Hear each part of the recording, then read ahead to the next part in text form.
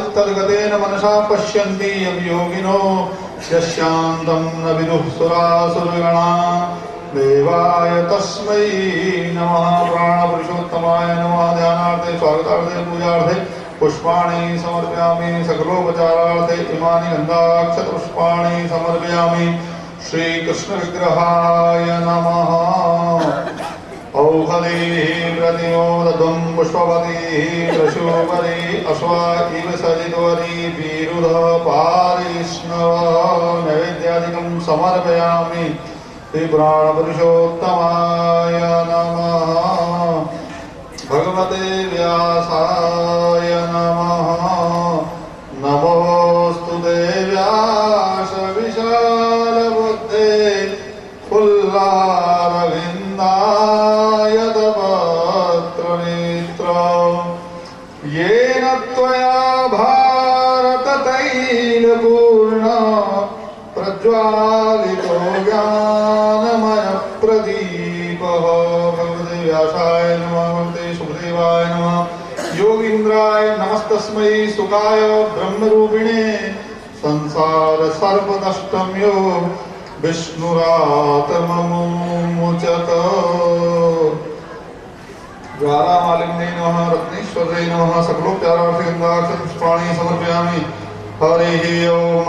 एतकं हविः प्रजननं मे अस्तु दशवीरकं सर्वगणकं स्वस्तये आत्मसनि प्रजासनि पशुसन्यलोकसनि भयत अग्निं प्रजां बहुलां मे करोत्वन् पयोरेतो अस्मासु दत्तो कर्पूरगौरं करुणावतारं संसारसारं भुजगेन्द्रहारं सदा वसन्तं हृदयारविन्दे भवं भवानी सहितं नमामि। नीराजनं दर्शयामि जलेन शीतलीकरणं पुष्पैः देवाभिवन्दनं हस्ताभ्याम् आत्माभिवन्दनं।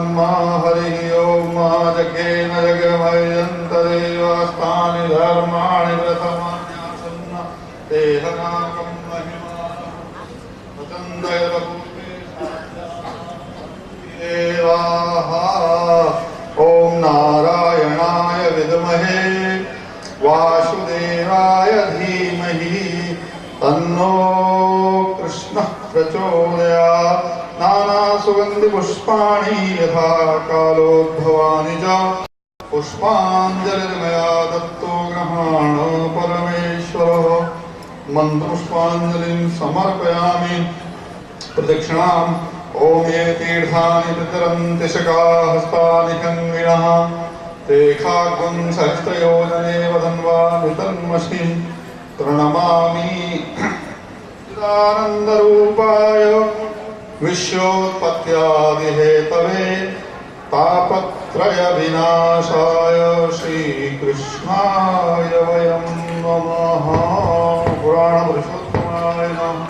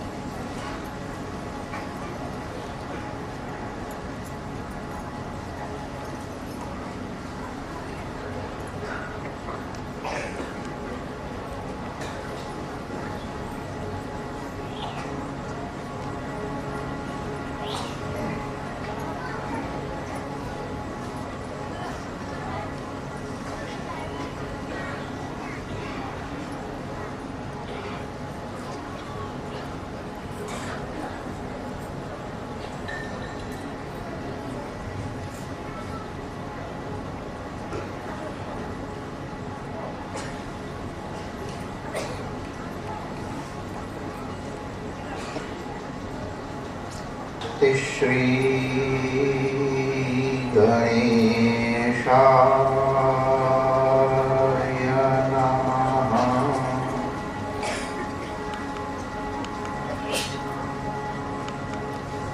श्री सरस्वत्यै नमः।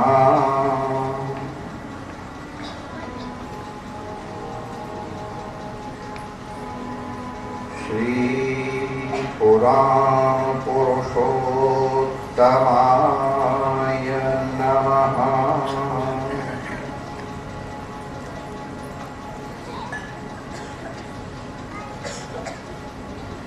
श्री व्यासाय नमः।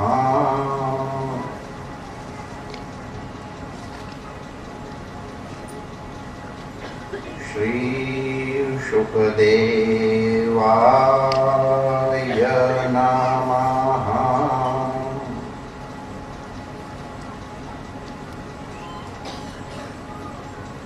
श्री गुरु कार्ष्णी भगवते नमः।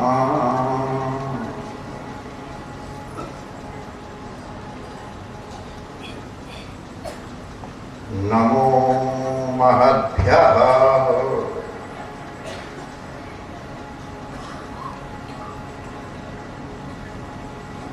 श्री कृष्णाय वासुदेवाय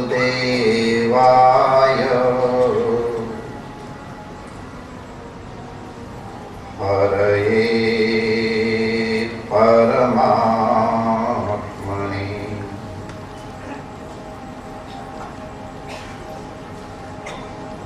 प्रणतक्लेशनाशाय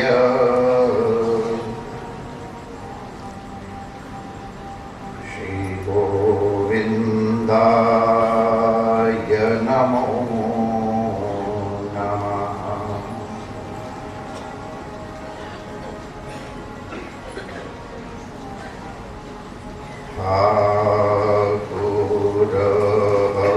ठाकुरमरे रमण बिहारी आमोहे रमण बिहारी के।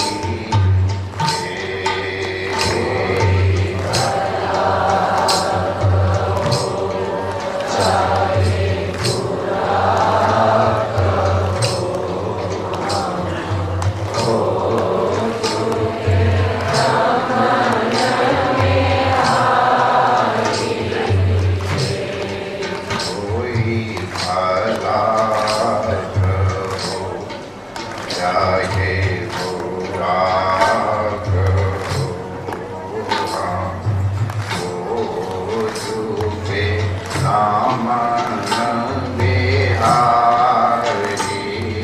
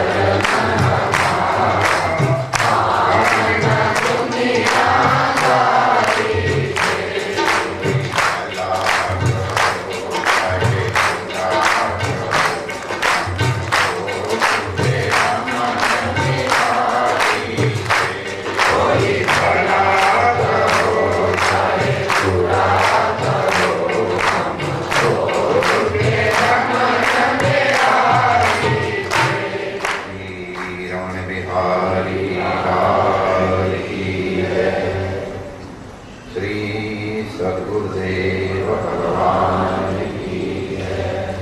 सर्वसंत हरिभक्तन की जय। आज के ज्ञान की जय।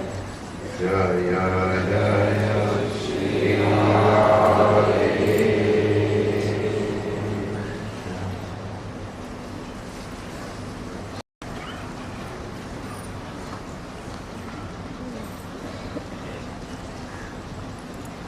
नारायण नारायण नारायण।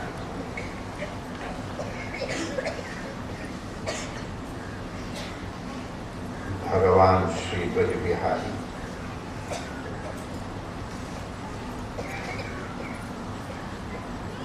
श्रीमद् भागवत के रूप में विद्यमान होते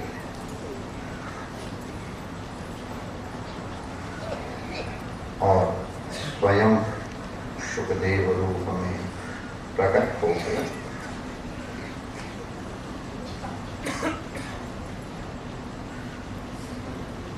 हम सबका कल्याण कर रहे हैं।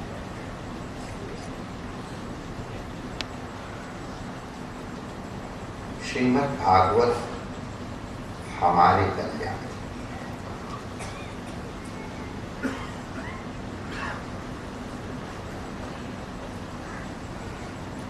परीक्षित एक बहाना है।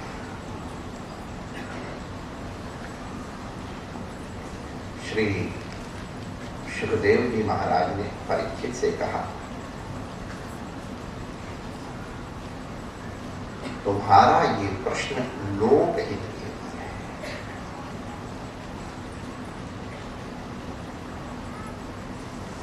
तुम्हारा ये प्रश्न जगन मंगल की।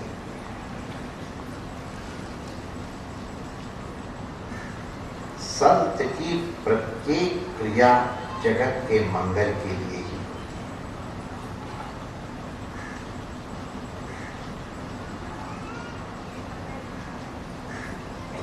सतगुरु का प्रत्येक आचरण शिष्य के कल्याण के निमित्त ही होता है।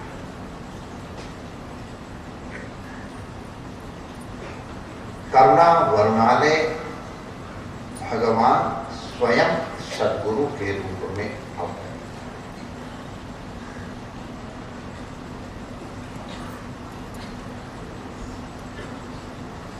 दीक्षा आदि प्रदान के द्वारा शिष्य को नया जन्म देते हैं। इसलिए गुरु ब्रह्मा है।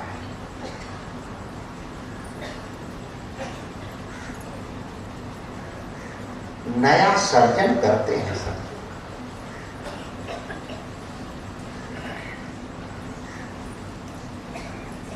सद्गुरु की शरण में जाने के बाद शिष्य की सृष्टि बदल जाती है।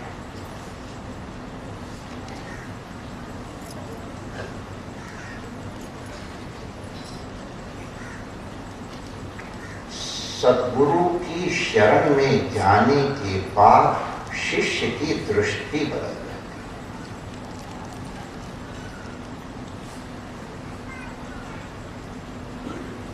शिष्य की दृष्टि बदलने के कारण शिष्य की दृष्टि सृष्टि में नया रूप ले आती है।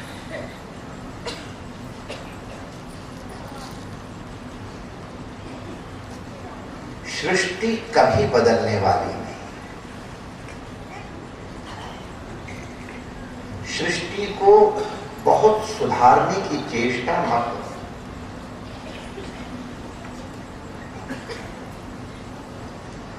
सृष्टि तो अपने क्रम से चलेगी ही।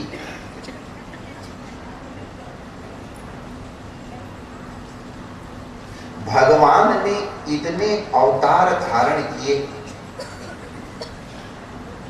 श्री सुखदेव भगवान ने परीक्षित को प्रारंभ में अवतारों की कथा बताई।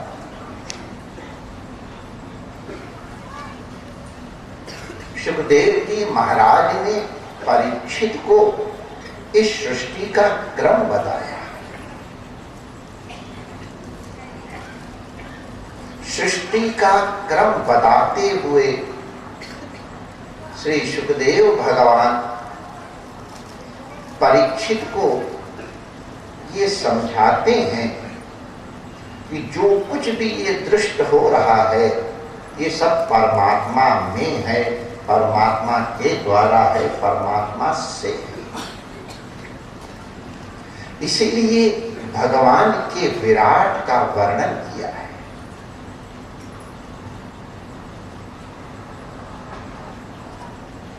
परीक्षित की दृष्टि बदलती है। संत सृष्टि नहीं बदलते हैं, संत दृष्टि। काशी के अध्ययन काल की एक घटना है। एक अभ्यास बना हुआ था भगवान के नित्य पूजन का, गुरु पूजन, सत्यदेव पूजन, शालिग्राम पूजन, शिवाभिषेक इत्यादि।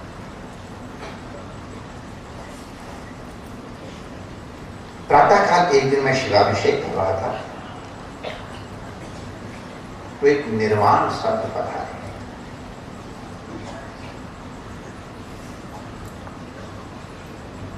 हम आपसे प्रार्थना करते हैं जिस दिन किसी संत के दर्शन हो समझ लेना आज भगवंत की हमारे ऊपर अति कृपा।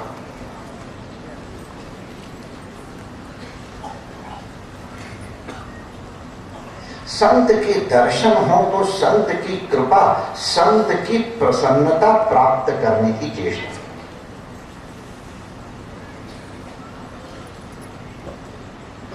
संत तुम्हारे वैभव से बहुत प्रसन्न नहीं होंगे, तुम्हारा वैभव देख करके उनको प्रसन्नता होगी अवश्य। आपको सुखी देख के संत अवश्य सुखी होंगे।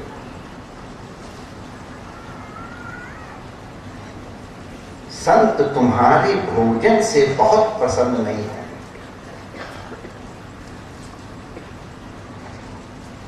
संत जब भी प्रसन्न होंगे तुम्हारी भावना से।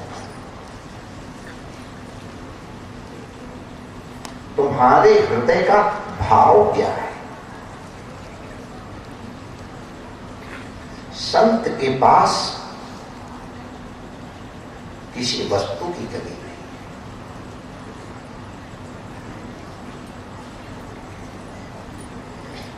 भगवान शंकराचार्य जी प्रश्नोत्तरी में लिखते हैं, ओवादर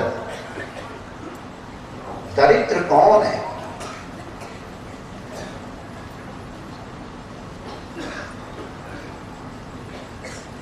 बहुत अद्भुत उत्तर भगवान जगत गुरु का है, यो ही विशाल तृष्णा। जिसकी जितनी विशाल तृष्णा है वो उतना ही गरीब है, उतना ही दरिद्र है।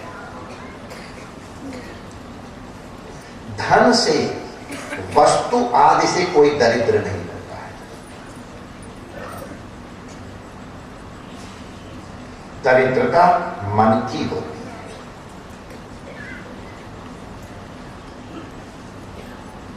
दरिद्रता तन की नहीं होती, दरिद्रता बाहर की नहीं। यदि बाहर की दरिद्रता होती तो अमेरिका के एक व्यक्ति ने आत्महत्या कर ली, क्योंकि वो बहुत दरिद्र हो गया था। उसके पास कुल 2 अरब रुपए के लगभग बचे थे। ऐसी दरिद्र अवस्था में वो बेचारा कैसे जीता? उसने आत्महत्या कर ली। 2 अरब रुपए दरिद्रता की पहचान है। सोचो,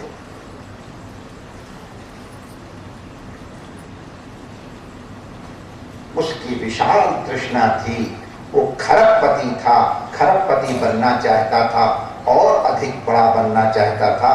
हानि हो गई, कुल 2 अरब रुपए बच गए। बहुत दरिद्रता का अनुभव करते हुए उसने आत्महत्या कर ली। हमारे तो बहुत से लोग मिलकर के भी शायद अरबपति इतने हो पाएंगे, इनको संदेह।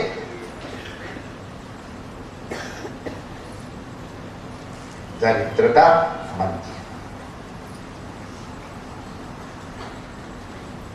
इन संतों को महाराजा कहा जाता है,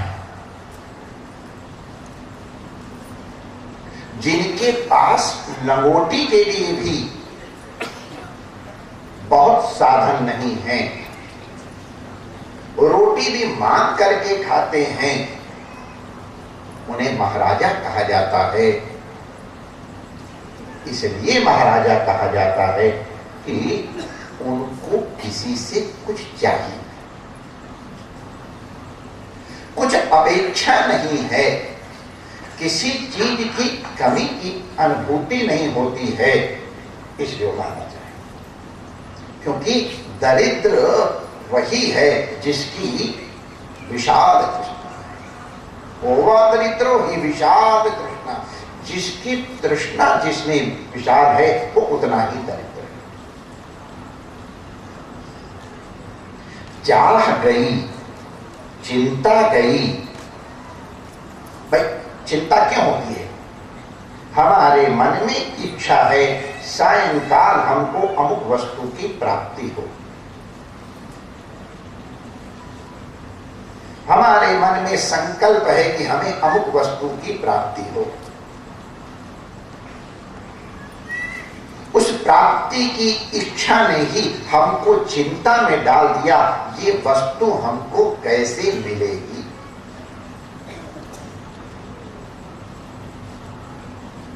तो चाह के पीछे चिंता अपने आप आती है। जिसको चिंता से बचना है उसे चाह से बचना होगा।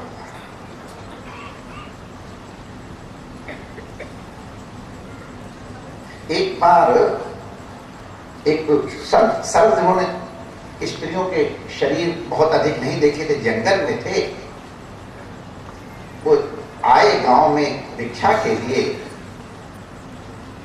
तो एक बालिका ने, अभी उसका विवाह नहीं हुआ है, उस बालिका को देखा, वो शरीर अलग से लगा, जैसे श्रृंगी ऋषि को भी आश्चर्य हुआ था जब उनके पास स्त्री शरीर गए।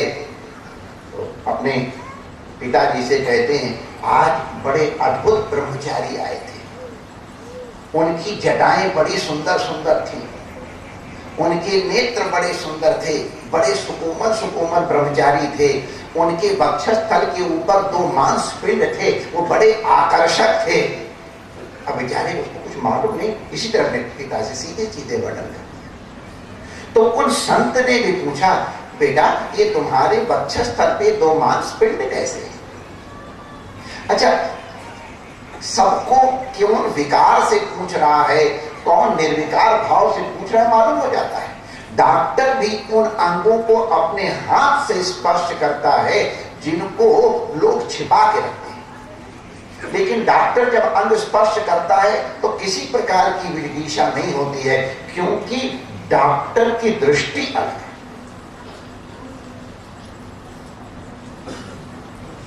उन संत ने पूछा, ये तुम्हारे वक्षस्थल पे ये 2 मांसपिंड क्या है? तो बालिका कहती है, मेरे बच्चों के दूध पीने के लिए भगवान ने इंतजाम किया है। तुम्हारे कितने बच्चे हैं? नहीं, अभी बच्चे हुए नहीं, जब हमारे बच्चे होंगे बाबा ना, वो इनसे दूध पिएंगे।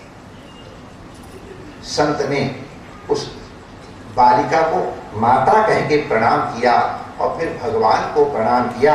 अरे बच्चा पैदा होने के पहले तो डबल इंतजाम करके रखता है, और फिर भी हम इतने निकृष्ट हैं जो अपने जीवन यापन की चिंता करते हैं।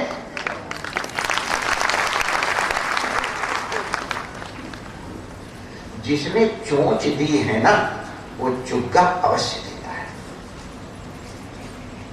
मैंने अपने जीवन में साक्षात अनुभव किया है। ऐसी जगहों पे जहां पर किसी भी व्यक्ति के आने की संभावना नहीं है, ऐसे जंगलों में हमको हलवा और परोठा खाने को मिले।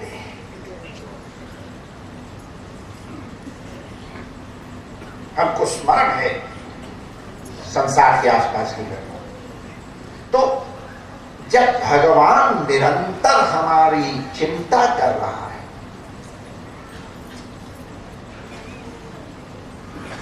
हमने कल आप लोगों से प्रार्थना की,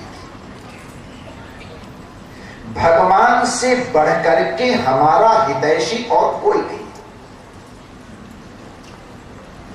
निरंतर हमारे हित की चिंता में संलग्न रहते हैं।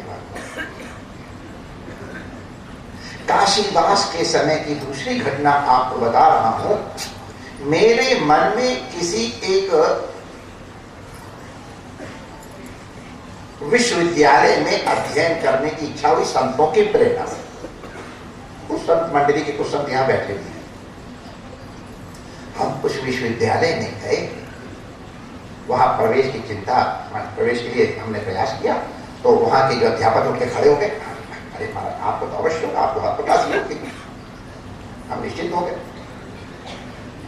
आप लोग विश्वास करें, 1 महीना तक हम वहां बराबर जाते रहे, कोई ना कोई कारण ऐसा बने प्रवेश नहीं हुआ।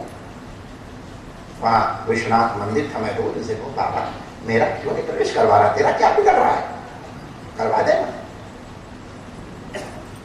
नहीं हुआ। मैंने जैसे को कहा हाड़े मैंने बहुत रिक्वेस्ट की, बाबा तेरा क्या बिगड़, क्यों मेरे तंग कर रहा है।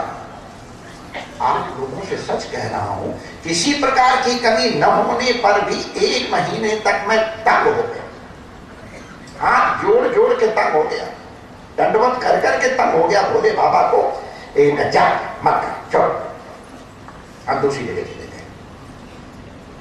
वहां दूसरे विद्यालय में गए, ऐसा लगा जैसे वो हमारा इंतजार ही करें, प्रतीक्षा कर रहे। तुरंत प्रिंसिपल और वो साहब एक बड़े बेमन से हम वहां गए, नहीं करते क्या किया जाए। केवल 15 दिन के अंदर हमको परिणाम पता चल गया। जहां हम चाहते थे प्रवेश, यदि वहां प्रवेश हो गया होता, हमारा काशी में रहना संभव ही नहीं था, हटना पड़ता, पढ़ाई को छोड़। और जहां हम बेमन से गए, मजबूरी में गए, उस संस्था के कारण आज हम इस स्थिति में पहुंचे। इस स्थिति में आने में उस संस्था का प्रवेश इतना बड़ा कारण है। जहां मैं बड़े बेमन से गया, इतनी शीघ्रता से हमारे सब कार्य हो गए। शायद एक आध घटना और ऐसी हुई, इसके बाद हमने भगवान से कह दिया, महात्मा मैं समझता था कि मैं ज्यादा पढ़ा लिखा समझदार हूं, अब मैं अपनी समझदारी खूंटी पे टांग देता। अब मेरे कहने से तो तू करता नहीं है, मैं दही बड़ा मांगूंगा तो तू देगा नहीं, और मालपुआ जबरदस्ती खिलाता है। अगर तुझे ही सब करना है तो मैं काहे को अपनी बेवकूफी में चिंता अपने सिर पे लादे हूं। एक आदमी रेलगाड़ी में जा रहे थे और सामान सिर के ऊपर रखे हुए थे। किनका सामान धरे बा, हमारा सामान ऐसे धर देंगे? अरे रेलगाड़ी तुमको ले जा रही है, सामान भी तुम्हारा रेलगाड़ी ही ले जा रही है, हम फालतू अपने सिर के ऊपर बोझ जाना।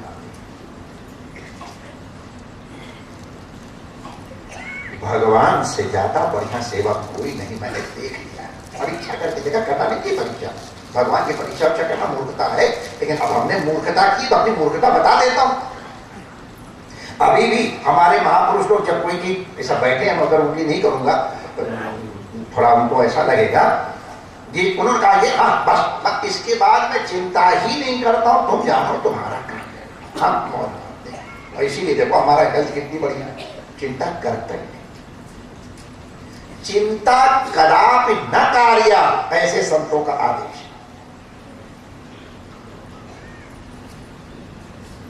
हम जो चाहते हैं वो मिल जाए, यही भगवान की कृपा बस है। मैं चाहता था अगर वहां एडमिशन मिल गया होता ना, मुझे काशी से भागना ही पड़ता।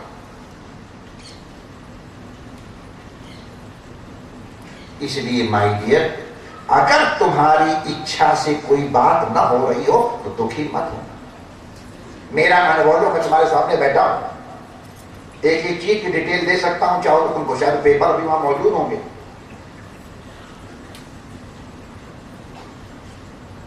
संसार में भगवान की इच्छा के बिना कोई पत्ता नहीं हिलता।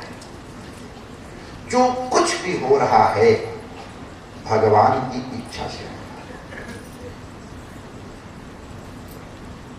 हमारी इच्छा भी अगर कभी पूर्ति हो तो मत समझना हमने किया है।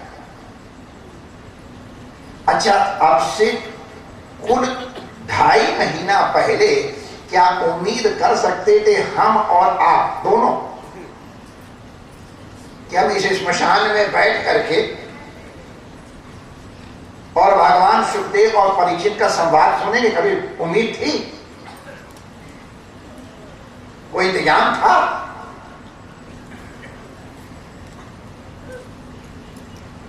भगवान राम कीन चाहें सोई,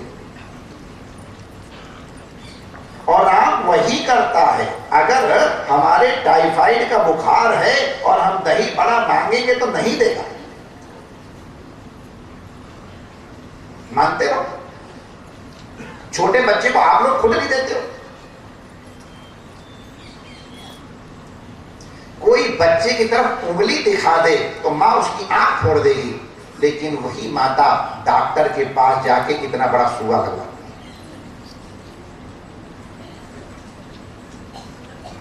ये सुआ लगवाना माता की कृपा है। तो जिसको भगवान के ऊपर भरोसा हो गया, उसे मालूम है कि भगवान ने चोंच दी है तो दाना अवश्य देगा। अब देगा 4 घंटे बाद देगा। तो चिंता क्यों करेगा? क्योंकि उसके मन में चाहना ही नहीं है। चाहना चिंता का मूल है। तो हमारे ये महापुरुष जिनके पास कुछ नहीं है उन्हें महाराजा कहा जाता है, और महाराजा को दरिद्र कहा जाता है जिसकी विशाल तृष्णा है। ऐसा संतों से हमने सुना है कि एक बार अलेक्जेंडर जब विश्व विजय के लिए निकला तो वहां एक संत नदी के किनारे मौज मार रहे। सोना देखना होए तो संतों का देखो।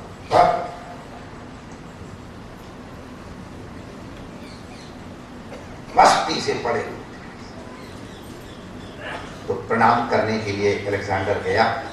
सिकंदर जिसको आप लोग कहते हो। कैसे आए?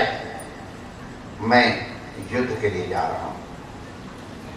क्या करना है? फतेह करना। क्या करोगे? फतेह। पहले गुलाम फतेह करूंगा, फिर ईरान फतेह करूंगा, फिर अफगानिस्तान फतेह करूंगा, फिर हिंदुस्तान फतेह करूंगा, फिर सब जीत करके फिर क्या करोगे? फिर आराम करूंगा।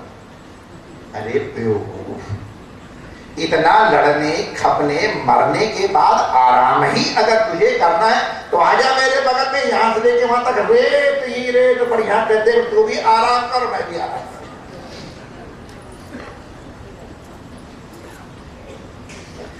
क्या हालत हुई सिकंदर की आप लोगों को मालूम है? इतनी लड़नाओं को विधवा करने के बाद, इतनी बहनों को बिना भाई का बनाने के बाद, कितने घर उजाड़ने के बाद क्या हालत हुई सिकंदर की? घर का और परिवार का मुंह नहीं देख पाया। तेरे मन कुछ और है, विधिना की कुछ। तो जब उसी की राजी होनी है तो फिर आप उसी की राजी में छोड़ देना।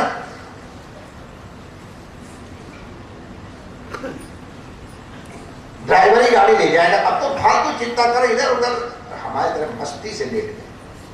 चलो अपने आप पहुंच जाएंगे।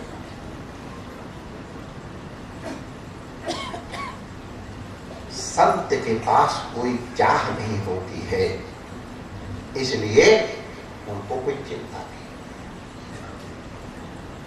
जिसकी कोई चाह नहीं है, जिसकी कोई चिंता नहीं है, वो फिर किसकी परवाह करेंगे? भाई अगर किसी साहब के आगे पीछे तुम दौड़ते हो तो क्यों दौड़ते हो? उससे काम लेना है। मिनिस्टर साहब से काम लेना है, इसलिए सब आगे पीछे दौड़ते हैं। और जैसे ही मिनिस्ट्री बदलती है और उनकी कुर्सी छिनती है, घर वाले भी नहीं पूछते।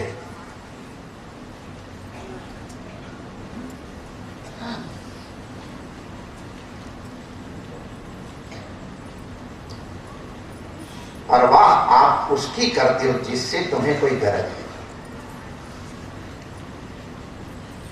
तो जिससे सब गरज पूरी होती है उसकी परवाह क्यों नहीं करते? जो सब जगह तो चाह गई, चिंता गई, मनवा बेपरवाह। जिनको कुछ नहीं चाहिए ते शहंशाह देश। ये संत शहंशाह देश।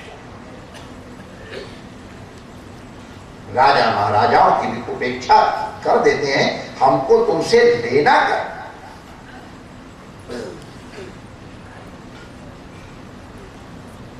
मनवा बेपरवाह, मस्त। वो जो भी करेंगे, उनकी जो भी क्रिया होगी जगत के कल्याण के लिए। हम काशीवास की घटना आप लोगों को श्रवण करा रहे थे। हम भगवान शिव का अभिषेक कर रहे थे और उस समय एक निर्माण संत बना। अखंड विभूति थी उनके श्रीअंग पे, जटा का मुकुट अद्भुत, बड़े उनके दर्शन करके हम हुए। और चूंकि साधु सेवा धर्म हमारा ये हमको सिखाया गया, तो इसलिए हम जब पूजा करते थे, अब उस समय तो ये सब गुरु जी लोग हमारे पास थे नहीं, अब तो ये सब लोग कर लेते, मैं तो मौज मारता हूं, करते हो तुम कन्हैया, मेरा नाम हो रहा है। महाराज आप जिधर जो सुनता है सब मैं कर लूंगा, सब निश्चित। लेकिन उस समय तो स्वयं दासा तपस्विना हम ही महाराज भी थे और हम ही अपने दास भी थे। जब गद्दी में बैठ जाते थे तो महाराज, और जब कपड़े अपने धोने, कम धोने पड़े हमको, लेकिन अगर धोने पड़े तो हम स्वयं दास। तो उन संत को देख करके, और गुरु महाराज की शिक्षा थी, हम भगवान का अभिषेक कर रहे थे, वहीं श्रृंगी उलट दी, रख दिया।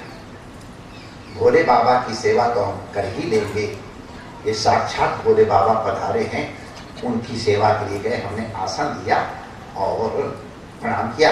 मैंने कहा गुरु जी क्या बोले, ठंडा गर्म कुछ तो उसमें थे नहीं, हम ही थे, तो आप क्या करेंगे?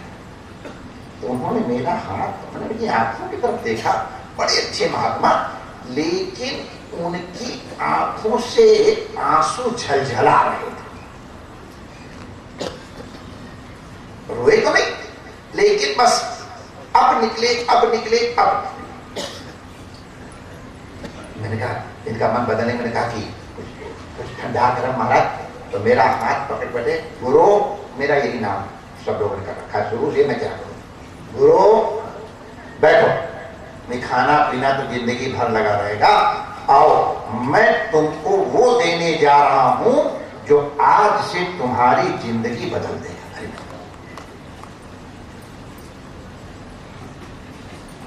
सब बिना मांगे कितनी कृपा करते हैं, मैं कितनी घटनाएं आपको बताऊं, संभव ही नहीं होता है। बैठो, हम बैठे। उन्होंने अपनी प्रातः काल की अभी अभी कुछ क्षण पहले घटी हुई घटना से हमको परिचय कराया। वो संतों का प्रेम हमको बहुत मिला। आपसे मैं कई बार कह चुका हूं, बार बार कहता हूं, संत जैसा प्रेम कोई कर ही नहीं सकता। क्या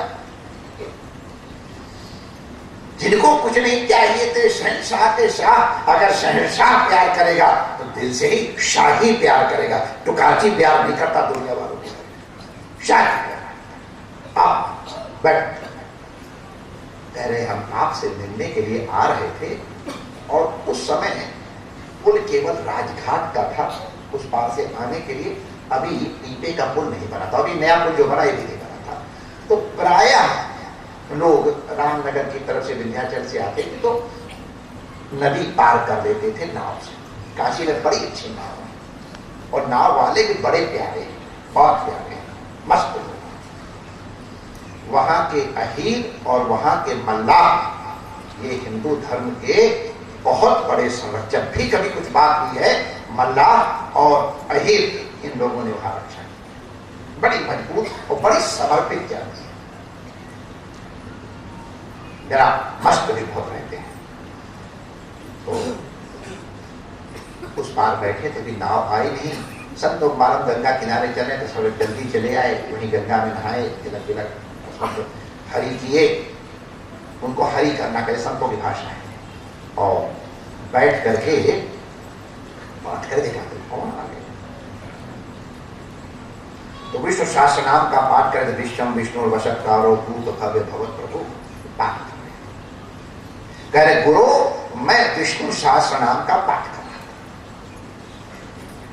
थोड़ी देर बाद हमने देखा एक युवा व्यक्ति एक जवान छोकरी को लेकर के आके भी बैठ गए, और लगा कि उछल खेलिया करने। बड़ा बुरा लगा, ऐसा शिष्ट है, कोई शर्म नहीं है। थोड़ी देर बाद छोले से बोतल निकाली और लाल लाल पे 2 शीशों में डाल करके पीने लगे, और बड़ी जोर जोर से हंसने लग गए। संत कहते मेरा मन खराब हो गया, देखो कैसे नीच। अरे दुष्टों को कर्म करना था, थोड़ा पीछे चले जाते, मिट्टी के टीले वहां चले जाते, जो करना था कर करा के आते। यहाँ गंगा के तट पे सामने गंगा नदी बह रही है, सामने काशी है, शिव रूपा काशी है, संत बैठे और लोग बैठे, बेशर्मी की हद हो गई, शराब पी रहे, अठखेलियां कर रहे, कोई लज्जा नहीं। संत कहते मेरा मन खराब हो गया।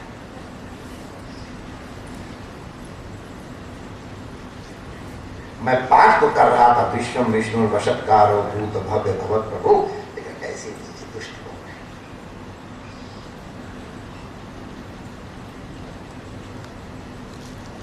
थोड़ी देर बाद नाव आई तो मैं नाव बैठा तो देखा वो मेरे सिर पे चढ़े चले आ रहे हैं।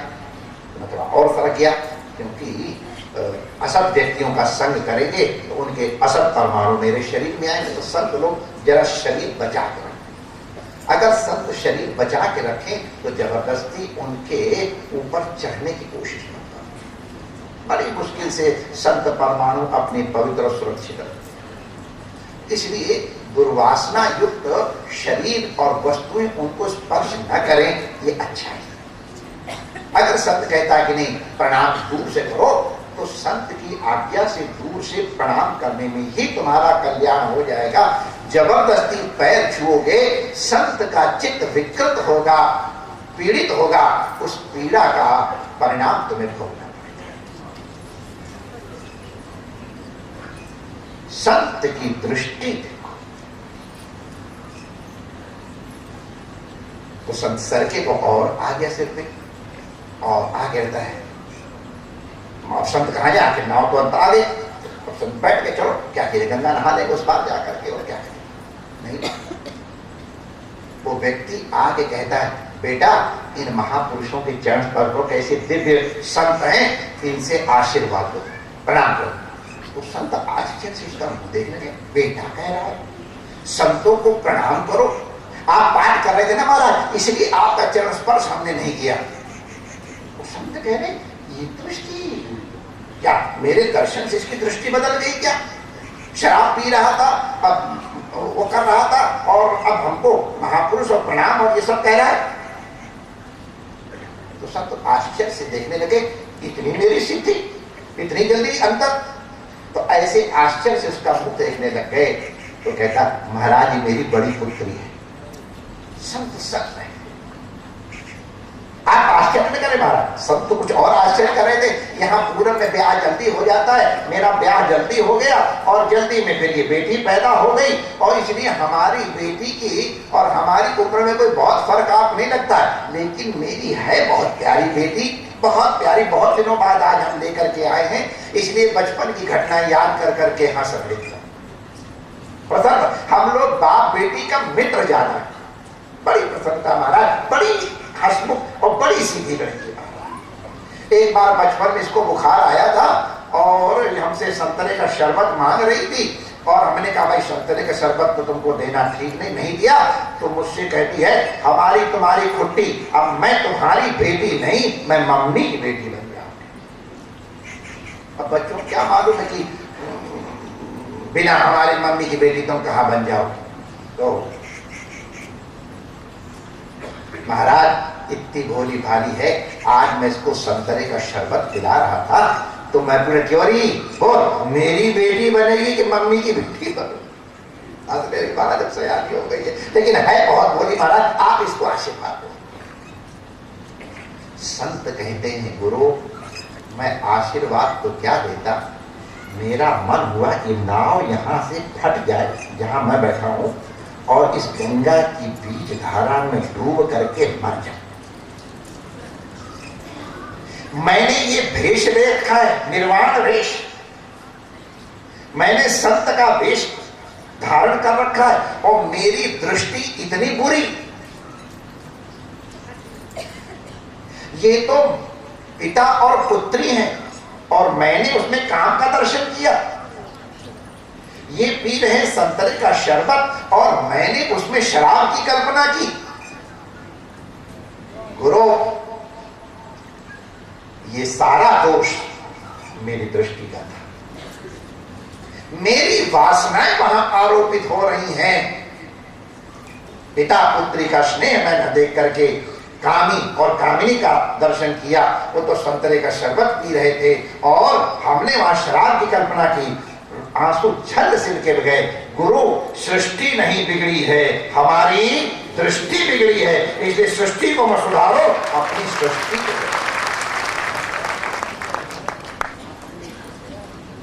सृष्टि नहीं बिगड़ी है मित्रों, हमारी दृष्टि। ये संत महापुरुष कृपा करके हमारी दृष्टि सुधारते हैं, जिससे हमारी सृष्टि सुधारते हैं। श्री गुरुदेव परीक्षित जी के ऊपर अनुग्रह करके उसकी दृष्टि सुधार, विराट का दर्शन कराया उन्होंने शब्दों के द्वारा। भगवान के अवतारों की कथा सुनाई। इस कारण से भगवान अवतरित होते हैं। पूरी की पूरी कथा यहां पूर्ण हो गई। परीक्षित को जो समझाना था वो सब समझा दिया दृष्टि देके। अब 7 दिन का समय है, इसलिए सत्कर्मों में काल यापन हो, इसकी दृष्टि कहीं इधर उधर न हो। इसलिए श्री गुरुदेव सुखदेव जी परीक्षित को आगे की कथा सुना। भगवान के लिए हम लोगों ने कल विचार किया था, प्रविष्टा कर्णरंध्रेण। भगवान कान के रास्ते से तुम्हारे अंतःकरण में प्रवेश करते हैं।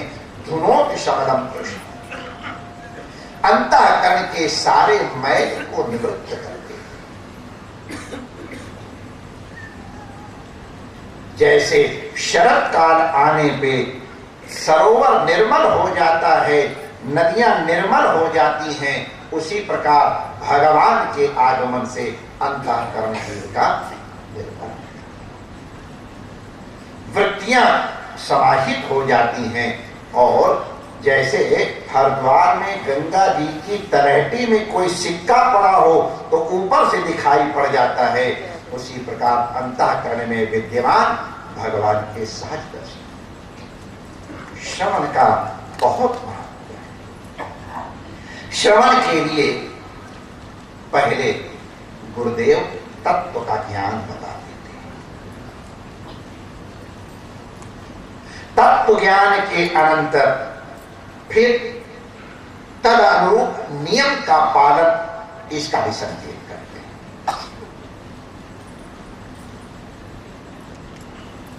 बड़े निर्मल और निष्कपट हृदय से श्रवण करना चाहिए।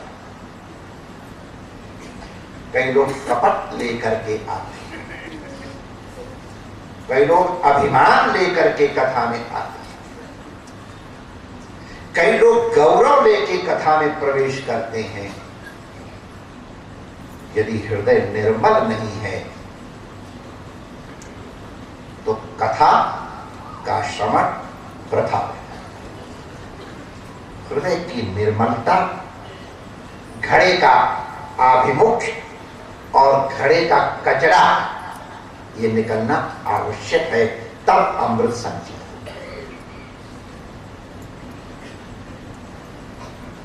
श्रवण में भगवान के प्रति श्रद्धा की भावना और स्तुति की भावना अवश्य है। इसीलिए कथा में मध्य मध्य में भगवान की स्तुति आती है। ये हमारे हृदय में दृढ़ निश्चय बना रहे कि इस संसार में भगवान ही सबसे बड़े हैं, भगवान ही हमारे हैं। जो कुछ है भगवान है, भगवान के अतिरिक्त कुछ नहीं।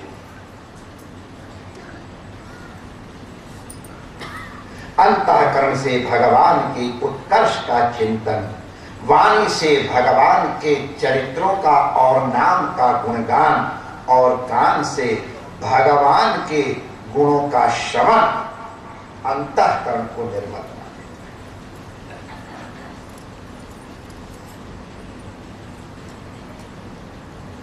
अब जो एक मुख्य बात कथा में होनी चाहिए वो है मनन। श्रवण होने के बाद ये विधिवत इसके अनंतर मनन होना चाहिए। धुंधकारी की कथा में हम लोगों ने देखा, धुंधकारी की सदगति हो गई श्री गोकर्ण जी के श्रीमुख से कथा सुन करके, लेकिन इतर श्रोताओं का कल्याण नहीं हुआ, उनके लिए विमान नहीं आए। पार्षदों से पूछा गया तो उन्होंने बताया इनमें बहुत लोग तो ध्यान से सुन ही नहीं रहे थे, किसी का ध्यान कहीं था, किसी को सब्जी की चिंता थी, किसी को दुकान की चिंता थी, किसी को ननद आई हुई थी उसकी जरा प्रॉब्लम थी, ऐसी ऐसी सब। और कई लोगों ने सुना लेकिन उसका मनन नहीं किया। श्रवण के बाद मनन कर, जैसे गैया पहले चारा चर देती है, चरने के बाद फिर एकांत में बैठ करके जुगाली करती है, ऐसे वो मुंह से निकाल निकाल करके उसको पचाने योग्य बनाती है। तो ये जुगाली करना ये मनन है। तो जब तत्वावधान पूर्वक निर्मल हृदय से भगवान का मनन किया जाता है तब श्रवण का फल पूरा पूरा प्राप्त। तुमने कितना खाया है ये मुख्य नहीं है, तुमने कितना पचाया है ये मुख्य है।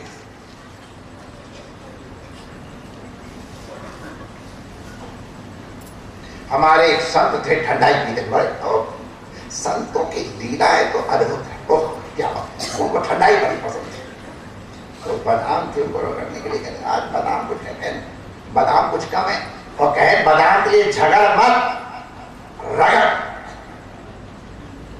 झगड़ मत रगड़, जितना बादाम रगड़ोगे उतना ही स्वास्थ्य के लिए लाभकारी। एक बादाम अगर घोड़े को दे दो तो क्या हालत घोड़े की, क्योंकि घोड़ा बादाम पचा पाता है। एक शब्द संत का अगर पचा ले, ओ भैया सृष्टि नहीं बिगड़ी है, हमारी दृष्टि बिगड़ी है, अपनी सृष्टि सुधार, अपनी दृष्टि सुधार लो, सृष्टि अपने आप सुधर जाएगी। हो गई भागवत। एक वाक्य बच जाए ना माय डियर। हमारे व्याकरण शास्त्र में कहा जाता है एक शब्द, केवल एक शब्द अगर सम्यक प्रकारेण व्याकरण सम्मत समझ में आ जाए, यहां और वहां, यहां वहां सुख हो गए। मन जब मनन करोगे तब श्रवण।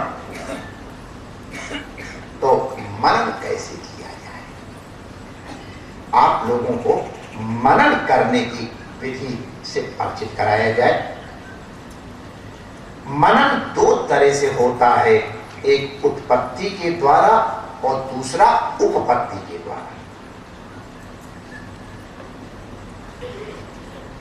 ये चीज कैसे पैदा हुई,